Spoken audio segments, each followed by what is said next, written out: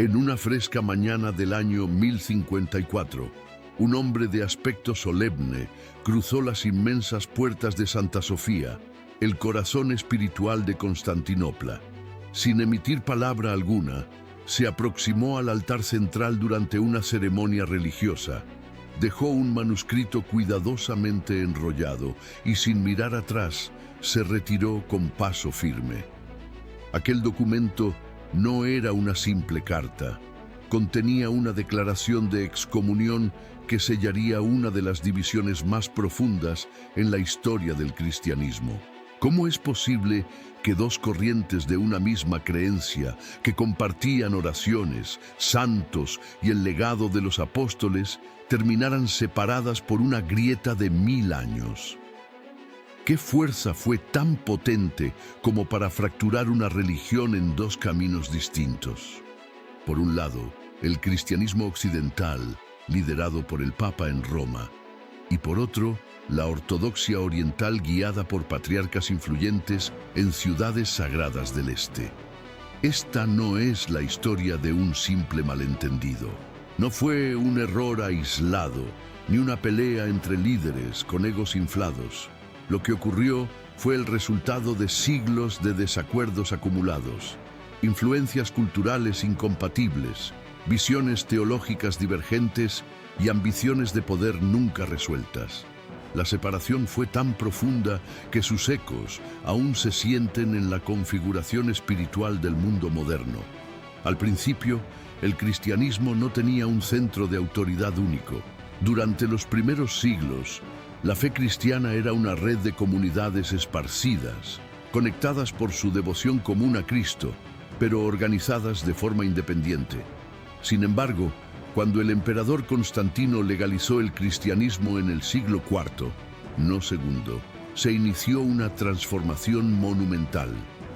De ser perseguidos, los cristianos pasaron a ser protegidos por el Estado y la Iglesia comenzó a formar parte del aparato del Imperio Romano.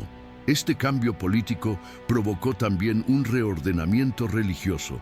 Emergieron dos grandes focos de poder espiritual: Roma, cuna del antiguo imperio occidental, y Constantinopla, ciudad resplandeciente y nueva capital del este, levantada bajo la visión de Constantino.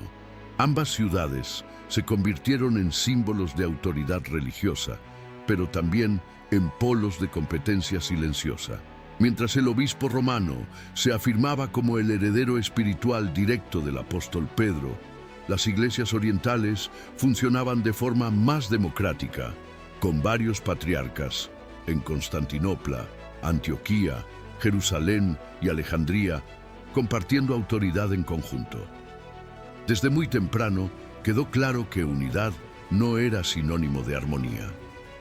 Con la expansión del cristianismo, crecieron también las diferencias entre los dos mundos. En Occidente, el latín se consolidó como lengua del derecho, la liturgia y el pensamiento. En Oriente, era el griego el idioma dominante en las universidades, los escritos religiosos y la vida intelectual. No eran simples diferencias de vocabulario, sino visiones contrastantes del universo. El pensamiento latino, más legalista y orientado al orden institucional, priorizaba la estructura y la jerarquía. El enfoque griego, en cambio, valoraba la introspección filosófica, el misticismo y la interpretación simbólica. Esta brecha se hizo evidente en cómo ambas tradiciones entendían conceptos fundamentales como la Trinidad, la salvación y los sacramentos. Con el paso del tiempo, los malentendidos aumentaron. Obispos orientales ya no dominaban el latín y los occidentales ignoraban el griego. Las traducciones eran imprecisas, las decisiones de concilios se malinterpretaban y los prejuicios crecían. Lo que empezó como una barrera lingüística se transformó en un muro de incomprensión espiritual. Uno de los puntos más conflictivos fue una palabra, una sola: filioque, una expresión latina que significa «y del Hijo». Esta fue una adición que la Iglesia de Occidente hizo al credo original sin consultar con las iglesias orientales. Según esta versión, el Espíritu Santo no procede solo del Padre, como decía el texto antiguo, sino también del Hijo. En apariencia, era un matiz doctrinal, pero para los teólogos del Este era una alteración grave de un texto sagrado aprobado por concilios universales. Cambiarlo sin consenso fue visto no solo como una falla teológica, sino como un acto de imposición de poder.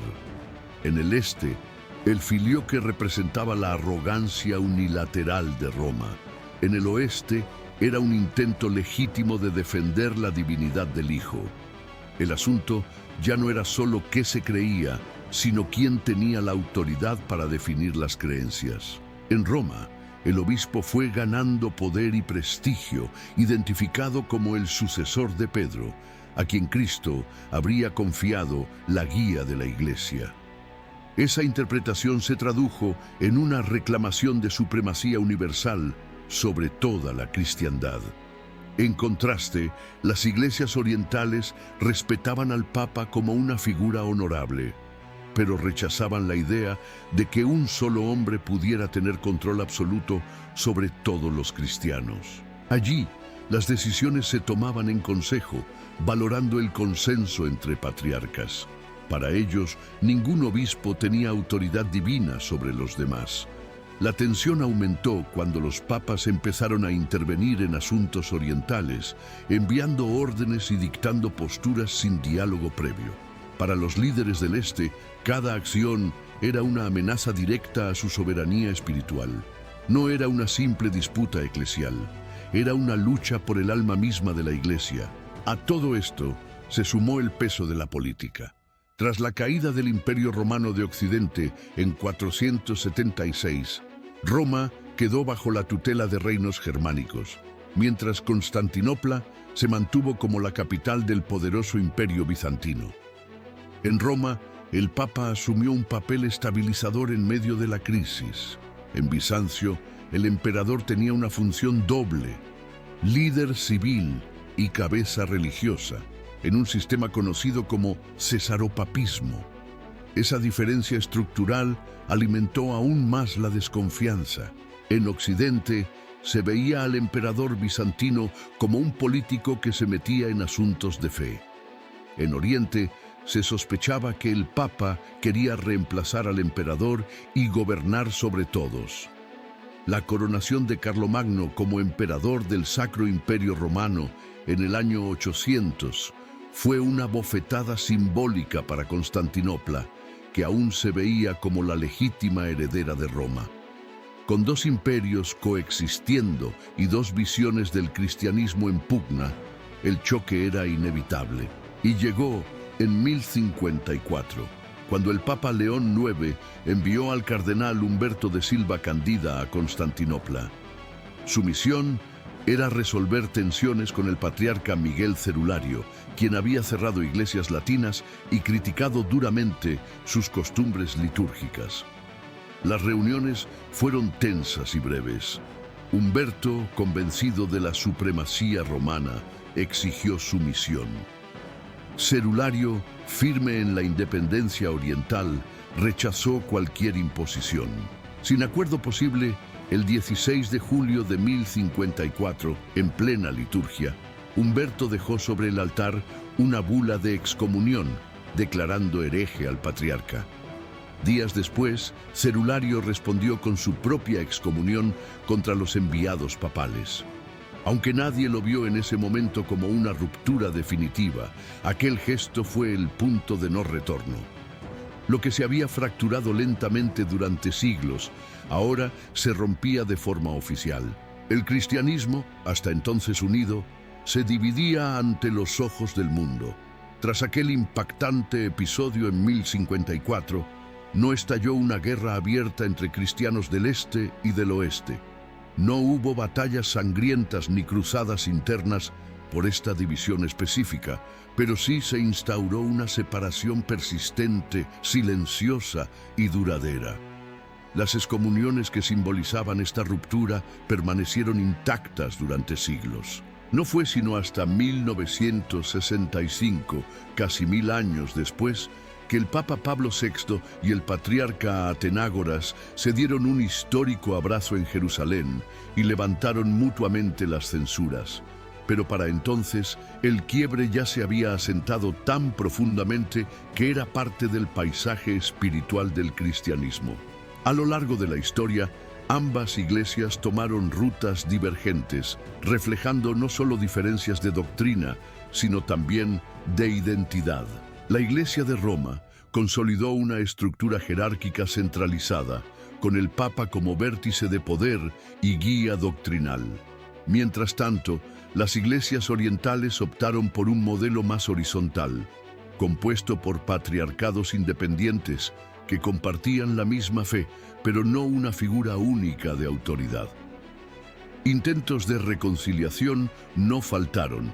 Concilios como el de León en 1274 o el de Florencia en 1439 buscaron reunir ambas ramas. Sin embargo, la falta de consenso, sumada al rechazo del pueblo ortodoxo hacia lo que percibían como imposiciones externas, hicieron que estas iniciativas se disiparan con el tiempo.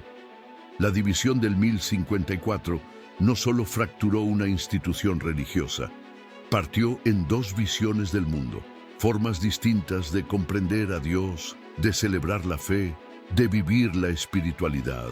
Aunque católicos y ortodoxos continúan compartiendo creencias fundamentales, como la fe en la Trinidad, los 7 sacramentos y el respeto a los primeros concilios ecuménicos, las heridas del pasado aún resuenan y condicionan el diálogo actual. Una de las diferencias más evidentes sigue siendo el papel del Papa.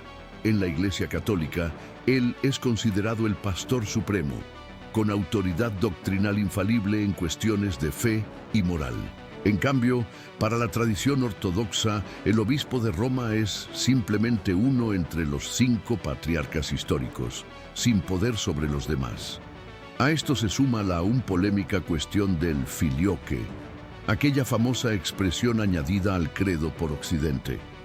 Mientras los católicos la pronuncian como parte integral de su fe, los ortodoxos la rechazan por alterar el texto original sin acuerdo común. Las diferencias no se limitan al plano teológico, también se reflejan en las celebraciones litúrgicas. El rito romano, caracterizado por su sobriedad y orden, contrasta con el bizantino, rico en símbolos, cantos prolongados e iconografía envolvente. En Oriente, los sacerdotes pueden casarse antes de su ordenación, lo que representa otra gran divergencia frente al celibato obligatorio del clero occidental. La organización interna también marca un contraste fundamental. La Iglesia Católica posee una estructura vertical y unificada bajo el liderazgo papal. En la ortodoxia, cada iglesia autocéfala conserva autonomía administrativa, aunque unidas espiritualmente por la misma doctrina y los mismos sacramentos.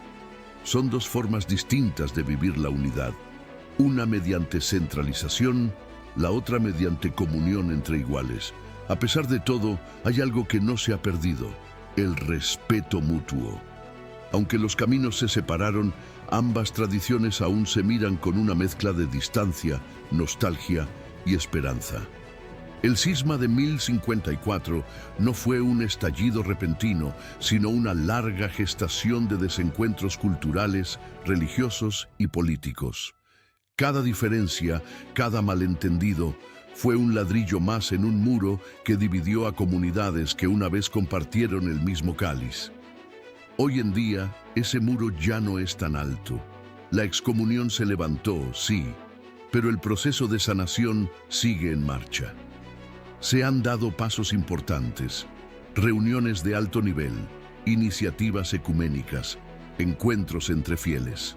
Pero no basta con gestos diplomáticos. Hace falta memoria, empatía y voluntad sincera de comprender al otro. Porque detrás de cada decisión histórica hubo personas reales, con temores, convicciones y anhelos. Entender el origen de esta ruptura No es solo repasar un capítulo antiguo, es reconocer cómo la fe, la política, el idioma y la cultura pueden construir puentes o muros. Y quizás, al revisar estos hechos con una mirada abierta y sin prejuicios, podamos transformar nuestras diferencias en una riqueza compartida. Gracias por acompañarnos en este viaje. Consulta los enlaces en la descripción si quieres profundizar más y déjanos en los comentarios qué otro tema te gustaría explorar. Recuerda, comprender el pasado es clave para transformar el presente.